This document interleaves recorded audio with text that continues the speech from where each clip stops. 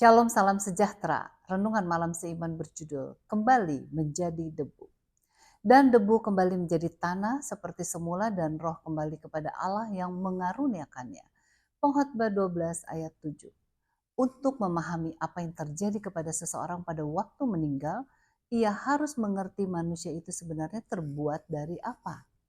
Alkitab menggambarkan seseorang sebagai kesatuan organik. Berulang-ulang penggunaan kata jiwa menunjukkan kepada pribadi secara keseluruhan.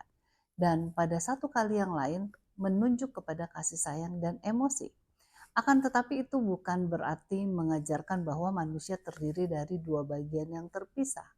Tubuh dan jiwa dalam kebersamaan membentuk persatuan yang sama sekali tidak dapat dipisahkan. Pada waktu manusia dijadikan, persatuan debu tanah atau unsur tanah dan nafas hidup menghasilkan makhluk atau jiwa yang hidup. Adam tidak menerima satu jiwa sebagai bagian yang terpisah. Ia menjadi jiwa yang hidup. Kejadian 2 ayat 7.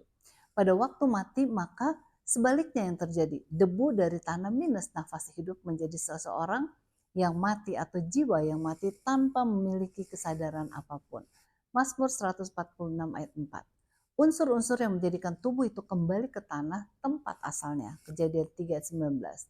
Jiwa tidak memiliki kesadaran bila terpisah dari tubuh. Dan tidak ada yang di dalam Alkitab yang menunjukkan bahwa apabila seseorang itu mati, maka jiwanya akan tetap hidup sebagai suatu wujud yang memiliki kesadaran.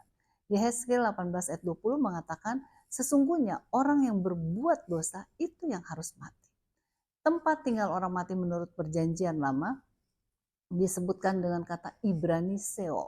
Sedangkan dalam perjanjian baru disebut dengan kata Yunani Hades. Di dalam Alkitab, kata Sheol paling sering digunakan untuk pengertian kubur.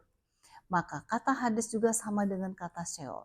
Semua orang yang mati masuk ke dalam tempat seperti ini. Mazmur 89 ayat 44. Baik orang benar maupun orang jahat. Yakub berkata, aku turun ke dalam dunia orang mati.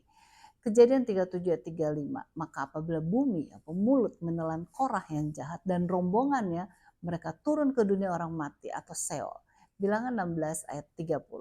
Sheol menerima seluruh pribadi pada waktu mati. Ketika Kristus mati, ia dimasukkan ke dalam kubur atau Hades. Akan tetapi waktu kebangkitan jiwanya meninggalkan kubur atau Sheol, kubur bukanlah tempat adanya kesadaran. Karena mati merupakan tidur sampai hari kebangkitan.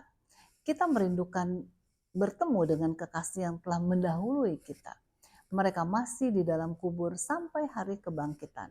Kita bersyukur sebab kematian hanya sementara.